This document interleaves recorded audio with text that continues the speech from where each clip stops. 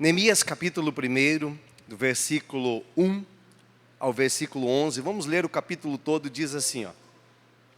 No mês de Quisleu, o 20º ano do reinado de Artaxerxes, eu estava na fortaleza de Suzã. Hanani, um dos meus irmãos, veio me visitar com alguns homens que haviam chegado de Judá.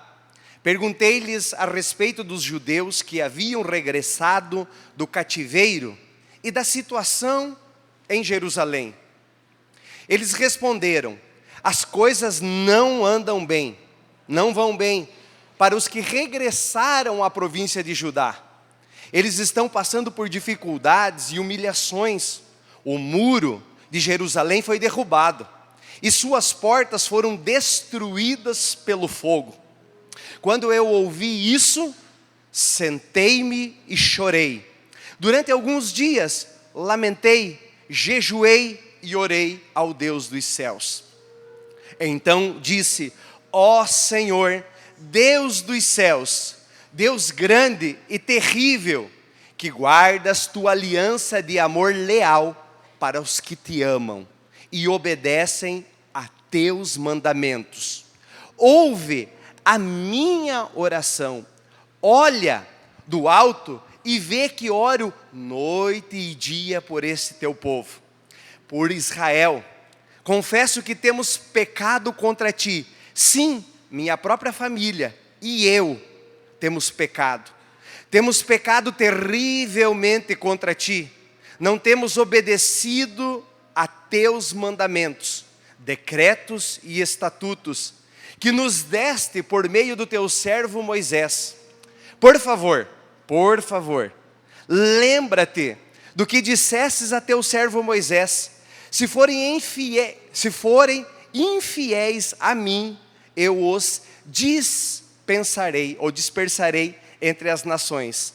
Mas, se voltarem para mim e obedecerem os meus mandamentos,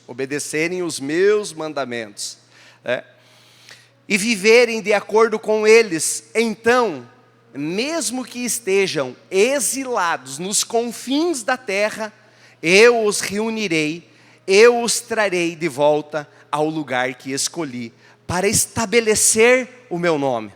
O povo que tu resgatastes com teu grande poder, o teu grande poder, e com a tua forte mão, é teu servo.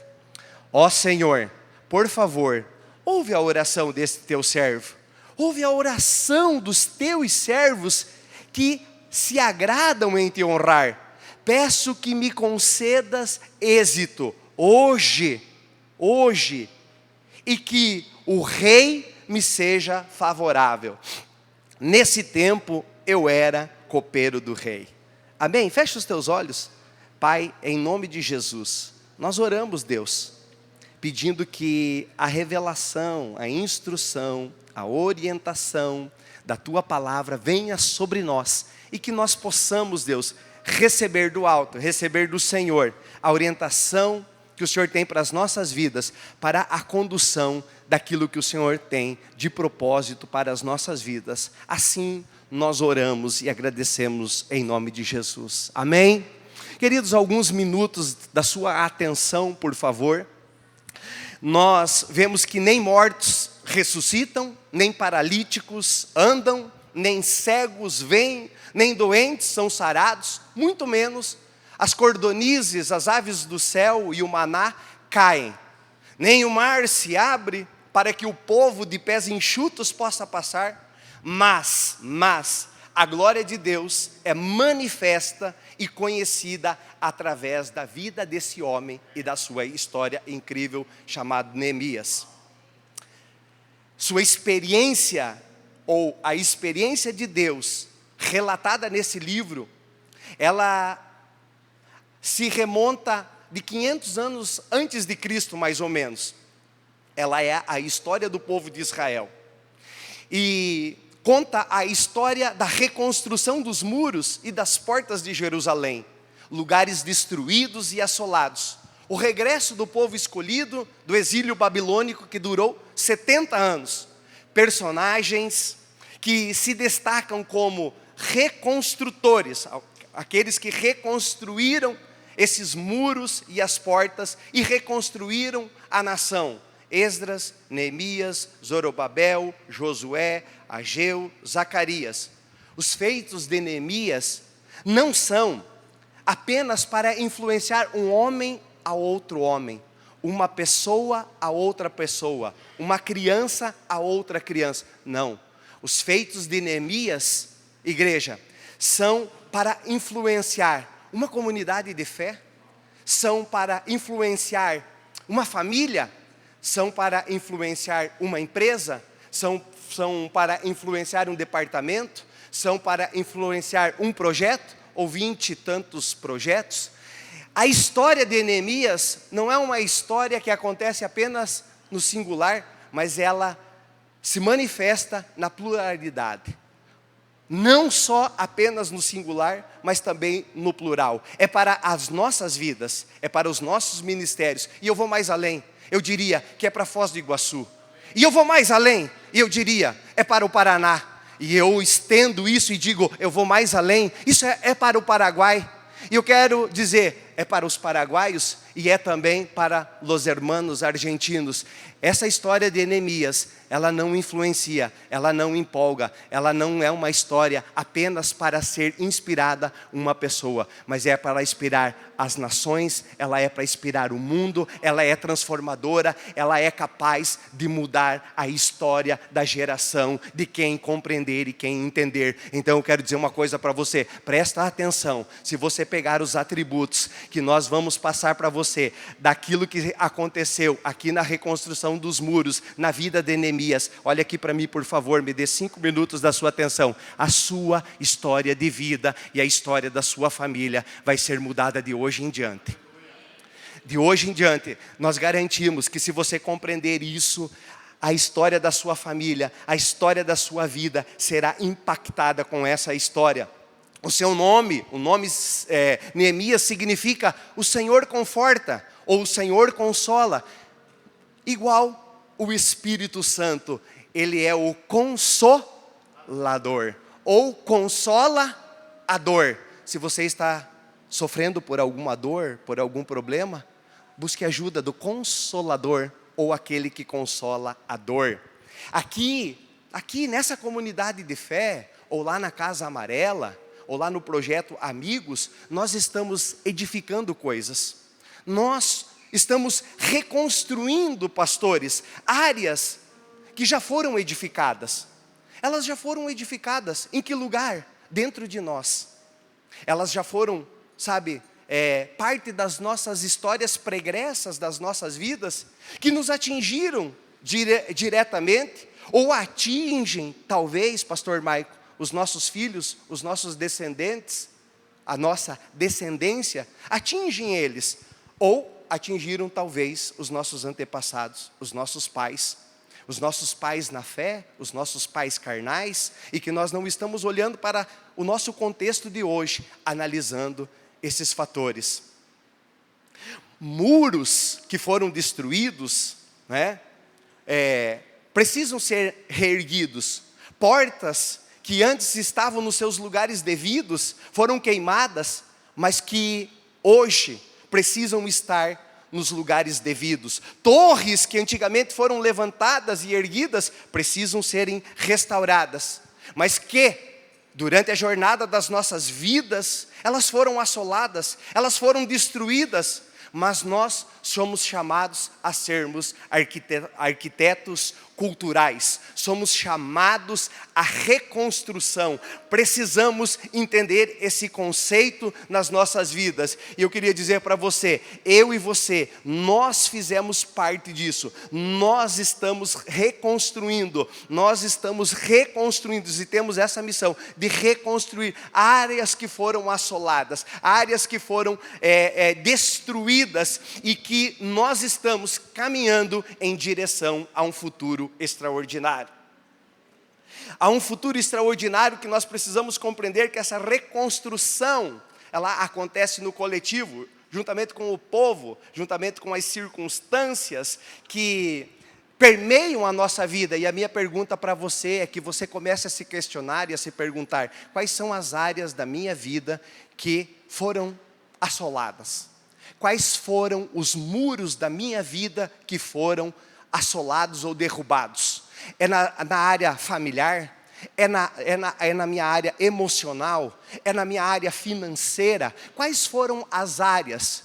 Sabe, é na minha área de relacionamento, no meu casamento, porque há uns anos atrás eu traí a minha esposa, eu como esposa traí o meu marido, e os muros caíram, porque muros estão falando de proteção.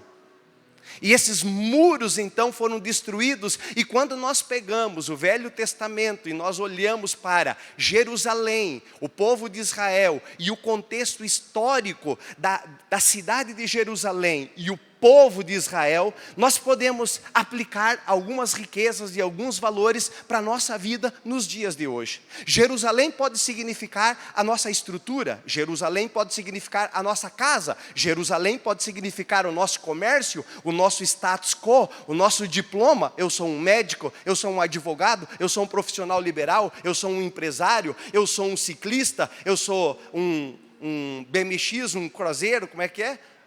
O que quer que eu seja, então ela pode ser isso. E quem pode ser o povo de Israel? O povo de Israel pode ser eu, Claudivan, a minha casa, a minha família, as minhas motivações. Por isso que eu disse que aqui na Doxa, lá no Projeto Amigos, na Casa Amarela, nós estamos construindo algumas coisas, mas reedificando outras. Estamos reconstruindo áreas da nossa vida, pastores, que lá atrás nós fomos traumatizados, fomos feridos, e nós temos que fazer isso. Por quê? Porque senão nós estamos colocando isso no seio e no sentimento dessa geração que está vindo.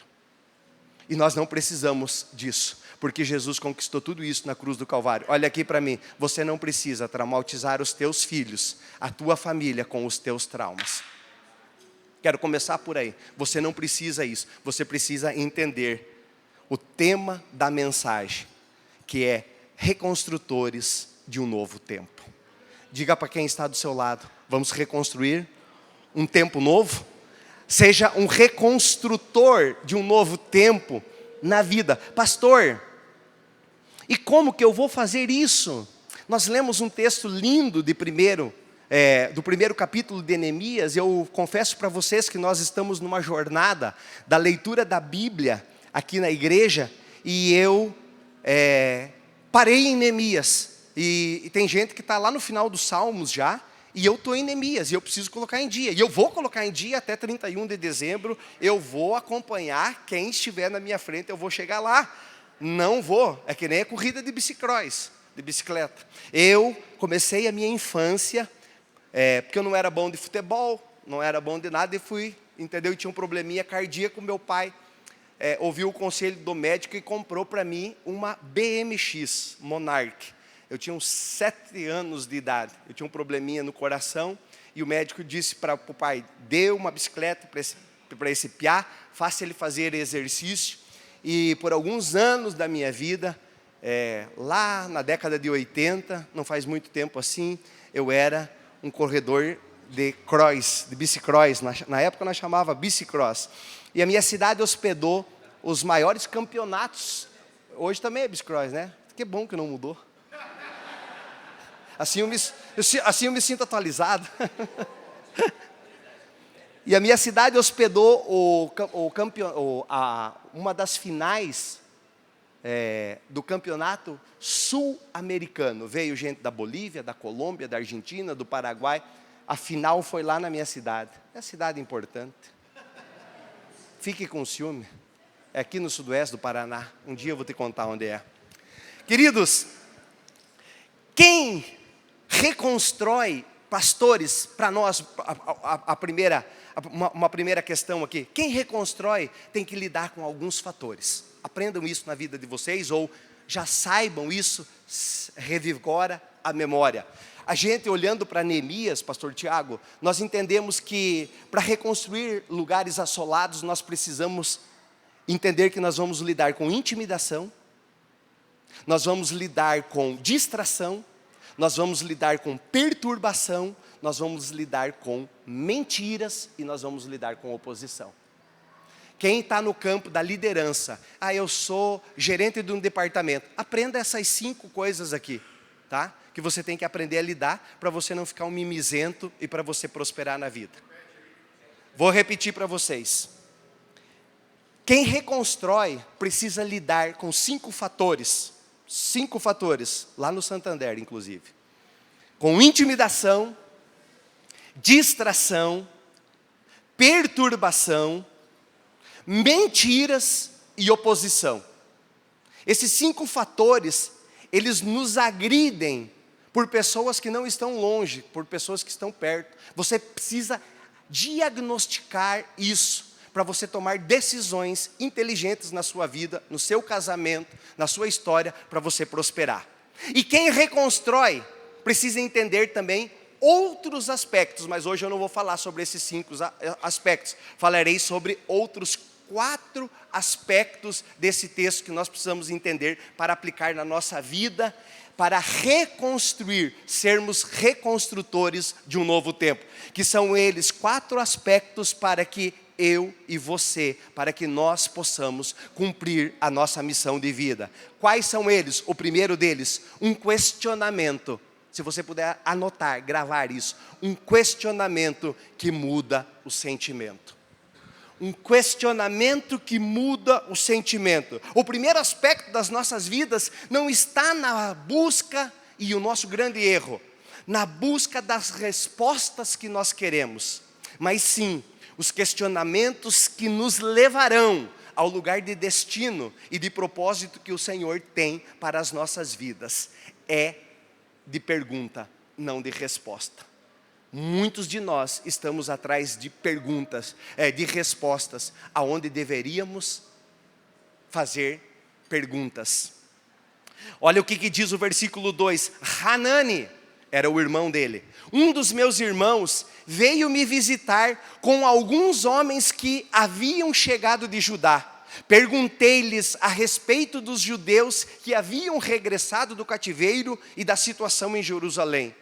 Qual é o lugar onde os questionamentos se iniciam? Essa é a minha pergunta para você. Veja a narrativa do versículo 2, né? Hanani, um dos meus irmãos, veio me visitar, tá?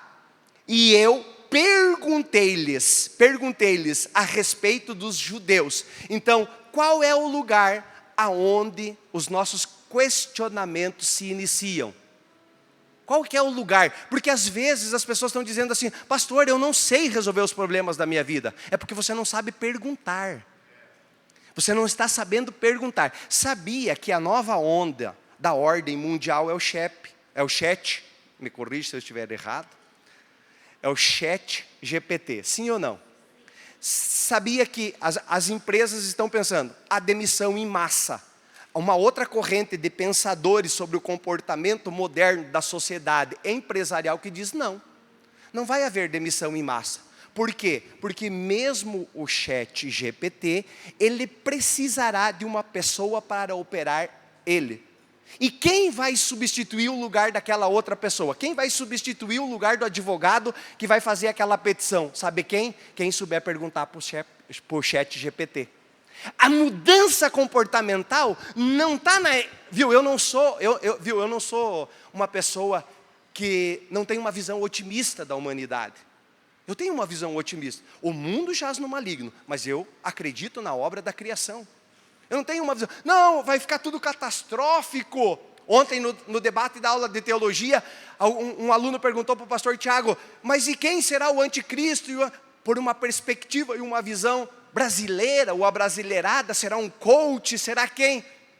Eu disse, olha, é uma resposta difícil de afirmar quem é o anticristo. Sabe por quê, pastor Maico? Existem muitos candidatos. Então vamos esperar a seleção diminuir, porque está muito difícil. Mas qual é o lugar onde nós devemos, ou que os questionamentos se iniciam? ABCD. No seio da família.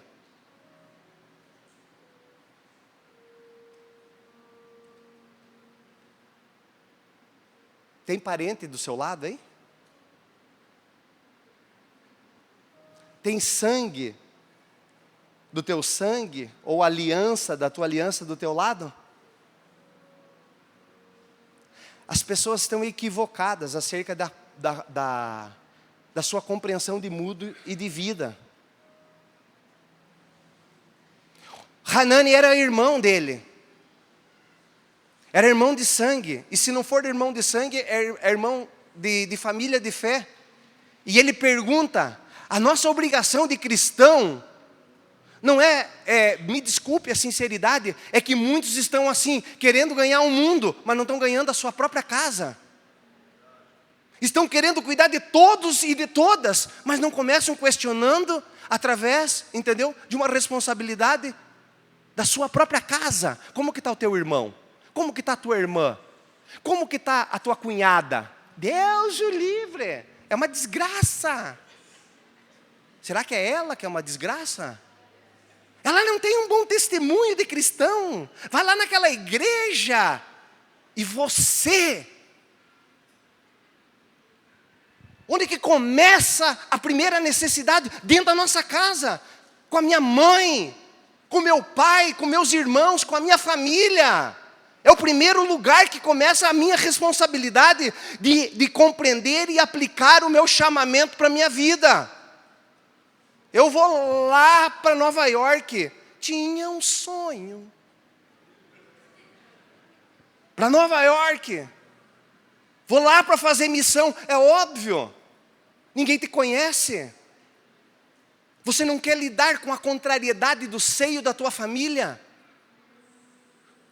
Você não quer gastar tempo com o teu pai, porque você está dizendo que o teu pai é um cabeçudo. Você que é um cabeçudo. Você que não entendeu ainda as coisas. O primeiro questionamento de um homem para entrar na história é começar olhando para a responsabilidade da sua vida e da sua família.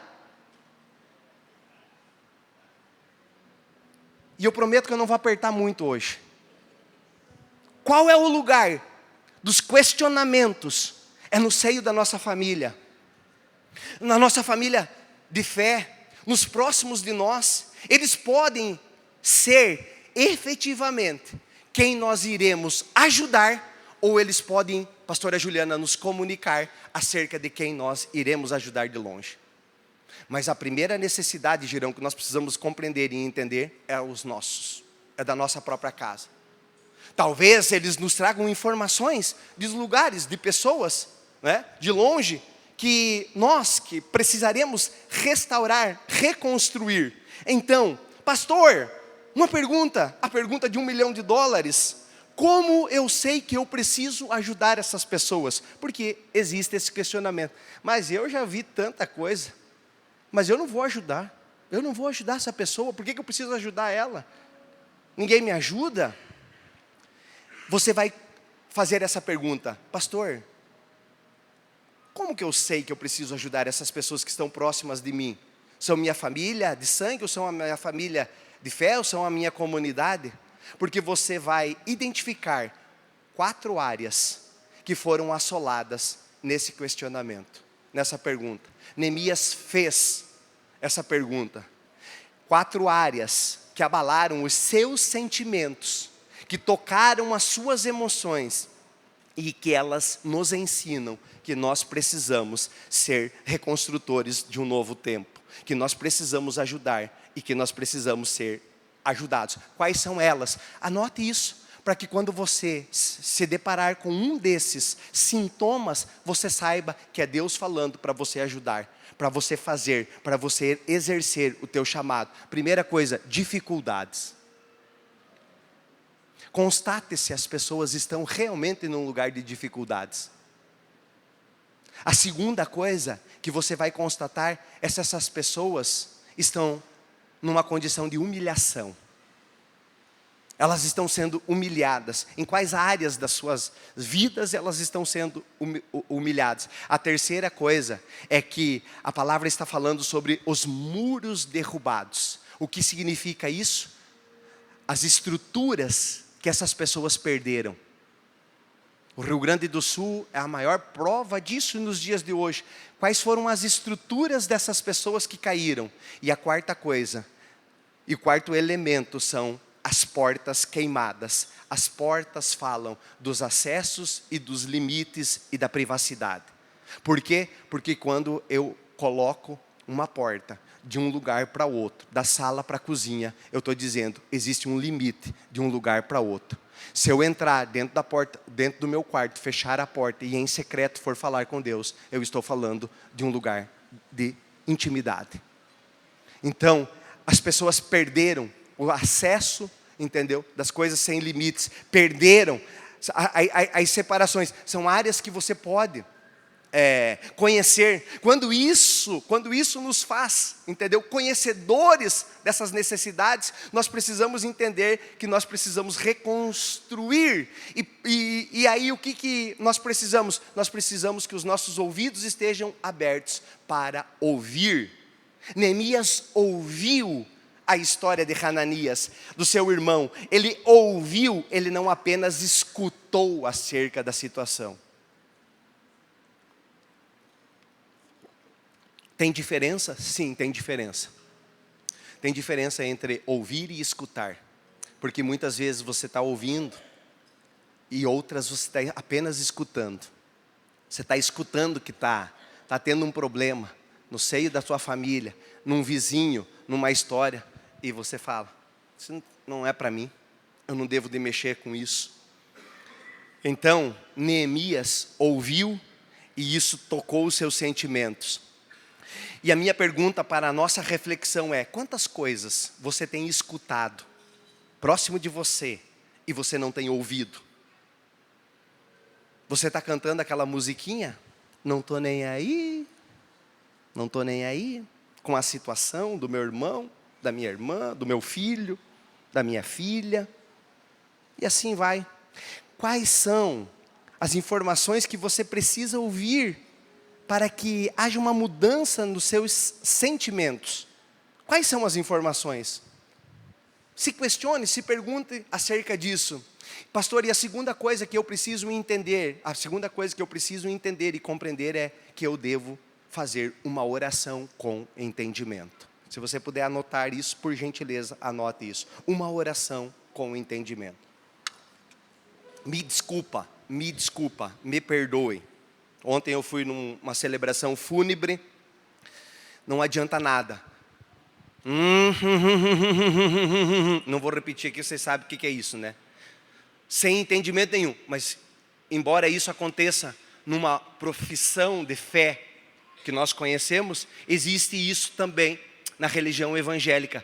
As pessoas não têm entendimento sobre acerca da sua oração. Elas querem pregar para Deus.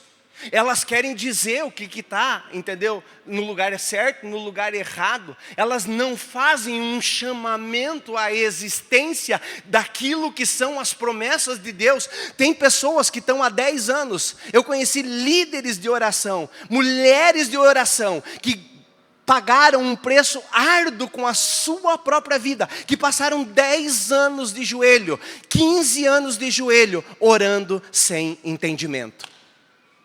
Uma vez, os meus funcionários terminaram um trabalho que eles estavam fazendo meia-noite. No dia seguinte, quase meia-noite, no dia seguinte eu cheguei na empresa, fomos fazer a verificação, estava tudo errado. Eu falei para eles, está tudo errado o que vocês fizeram. Não, mas o senhor não reconhece, nós passamos aqui até a meia-noite trabalhando.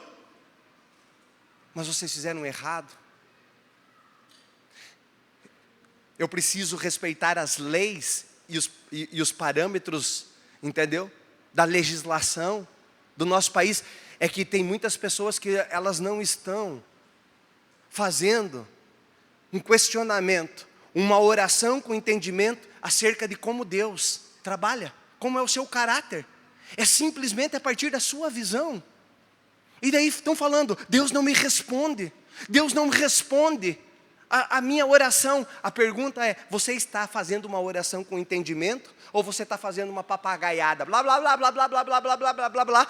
Ou vãs repetições que não levam coisa alguma a lugar nenhum. Faça esse questionamento.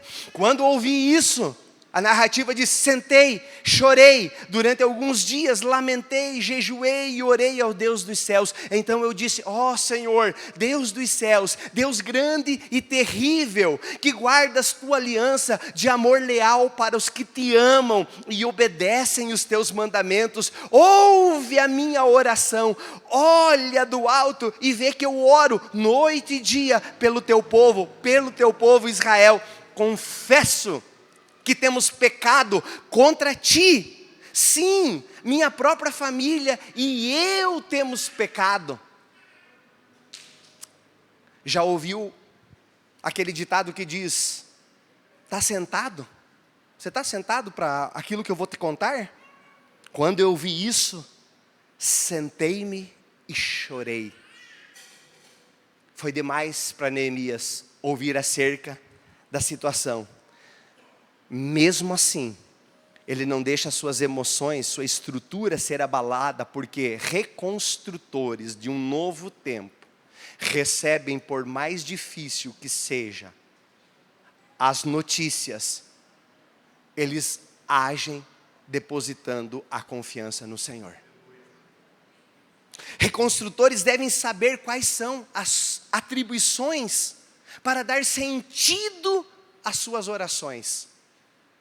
Reconstrutores devem saber das atribuições para dar sentido às suas orações. Orar com entendimento traz solução para a situação, por mais difícil que ela seja. Saber quem é o Deus, segundo atributo, saber quem é o Deus que você serve e conhece. Deus grande e temível, ele disse. Ele estava invocando quem? Yahvé Elohim, o Deus eterno, o todo-poderoso, o iluminado, o ilimitado, a verdadeira luz, o Deus que criou os céus e a terra. Saber que é nosso dever para com Deus. Qual que é o seu dever para com Deus? Ei, olha aqui para mim. Qual que é o seu dever para com Deus? Ou você acha que você pode levar a sua vida da maneira que você pensa? Os naturalistas estão nessa. Eu acho que é desse jeito. Eu penso que é dessa forma. Para mim não serve aquilo lá. Não, ele tem que estar amparado na palavra. Não é o que você acha. É o que o Criador dos céus e da terra, de tudo que existe, de tudo que há, acha. Por isso que aqui se chama doxa. Doxa é o conselho de Deus, ou a opinião de Deus. Por quê? Porque nós queremos o conselho de Deus, nós queremos a opinião de Deus sobre as nossas vidas. Por quê? Porque nós não queremos andar, entendeu? Como barata tontas pelo nosso próprio entendimento. E muito menos pelo nosso próprio sentimento. Nós queremos um sentimento alinhado com o entendimento, firmado com a palavra de Deus. É isso que nós queremos e nós precisamos. Saber que qual é o nosso dever. A palavra do Senhor diz: ama o Senhor teu Deus com toda a tua força, com todo o teu entendimento. Então, nós precisamos compreender isso e ter a coragem de pedir para que Deus ouça a nossa oração. Saber o que você está fazendo, o que você está orando, está correto, está em consonância com a palavra de Deus, vai mudar o destino da sua vida, vai mudar a sua história. Você precisa saber isso. E você precisa ter outro aspecto, ter a coragem de pedir para que Deus ouça a sua oração. Você já fez isso? Você já disse: Deus, ouve a minha oração? Porque ainda bem que tem muitas orações que Deus não ouve, pastor Michael. Ainda bem que existem muitas orações que Deus não ouve. Confissão e arrependimento pelos nossos pecados e pelos pecados dos nossos familiares é um entendimento, sabe? Para nós reconstrutores. A visão de Deus nunca é, pastores, nunca é família, de uma forma individualista. Ela nunca é, entendeu? Individualista. Ela é sempre pluralista. Ela é do coletivo, entendeu? Então, ela pode sim se iniciar no singular, mas ela sempre vai terminar no plural. E é isso que nós, então, devemos entender na hora que nós estivermos orando. Nesta oração está claro a compreensão de Neemias sobre um aspecto muito claro, o aspecto do teísmo.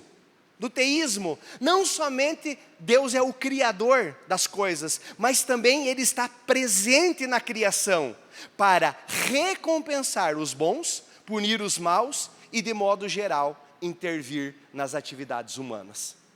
Isso é o teísmo.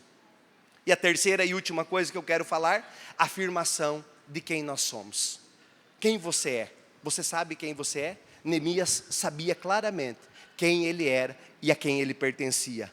O segundo aspecto é uma oração com entendimento. O terceiro aspecto é uma afirmação de quem nós somos. A quem você pertence? De quem você é? De quem? Em quem você acredita? Quem eu sou? Você, segundo a palavra de Deus, não é mais um servo, um escravo, mas você pode ocupar um lugar de filho de Deus, de filha de Deus, porque a palavra do Senhor, João capítulo 1, diz assim: e tantos quanto o receberam, deu-lhes o poder de serem chamados filhos de Deus. Há um poder investido sobre as nossas vidas, quando nós recorremos ao sacrifício salvífico de Jesus da cruz do Calvário, e nós nos pronunciamos em favor desse sacrifício, de forma consciente, porque a palavra do Senhor diz: aquele que crer e for batizado será salvo. A palavra não está dizendo que quem não for batizado será condenado, mas ela está dizendo: aquele que crer, precisa crer. Feliz, a palavra do Senhor diz: feliz aquele que não viu, mas creu. Ele foi alcançado. Quando nós entendemos e temos uma afirmação, entendeu? De quem nós somos. Eu quero fazer uma pergunta para vocês e quero pedir para vocês irem se colocando em pé, para nós terminarmos a nossa ministração. Imaginem, olha aqui para o meu dedo, por favor, todos vocês. Vocês estão vendo uma aliança? Ouro e diamante. Essa aliança de ouro e de diamante, ali no banheiro, no lixo do banheiro, aonde que as pessoas jogaram papel higiênico sujo e tudo mais, ou lá no shopping Catuaí, numa joalheria, aqui no shopping JL, dentro de uma joalheria exposta, elas têm o mesmo valor? Essa joia aqui tem o mesmo valor? Sim ou não? Ela tem o mesmo valor? Sim. Só o que distingue é o lugar onde ela está. Você tem o mesmo valor para Deus. O que distingue você é o lugar que você está. Se você está lá na lata do lixo, você está lá no lixão, mas você é ouro, você é diamante. Ou você quer vir para um lugar de limpeza, um lugar de beleza, na casa de Deus, o valor é o mesmo. Mas o lugar aonde você se encontra, olha aqui para mim, eu quero dizer uma coisa para você. Talvez na história da sua família, você não nasceu dentro de um lar ordenado, organizado. Talvez você foi fruto de uma gravidez, de um romance do seu pai e da sua mãe. Não foi no momento que eles propriamente quiseram. Mas eu quero afirmar para você, que assim como Neemias sabia quem era, o Deus que ele servia, eu quero dizer para você, que eu sei o Deus que eu sirvo, e o meu Deus não erra. Por isso que eu não sou pró-aborto, por isso que eu sou a favor da vida, porque mesmo num ato errado, Deus é capaz de condução diferente da história da humanidade. Esse povo passou 70 anos exilados, porque Deus havia insistido com eles por muito tempo, mas o fruto da desobediência, do descaminho, deles não observarem os estatutos e os mandamentos de Deus, Deus levantou um homem, um império, chamado Império Babilônico, e levou todos eles para lá, e por 70 anos eles foram cativos. Mas aqui, Neemias e todos esses outros homens, Zorobabel, Esdras estavam fazendo a reconstrução. São reconstrutores de um novo tempo, assim como eu e você, quando nós entendemos o nosso valor, quando nós entendemos o que Jesus conquistou na cruz do Calvário, pelas nossas vidas, e nós vamos a Jesus, nós estamos mudando de lugar, mas o nosso valor continua o mesmo.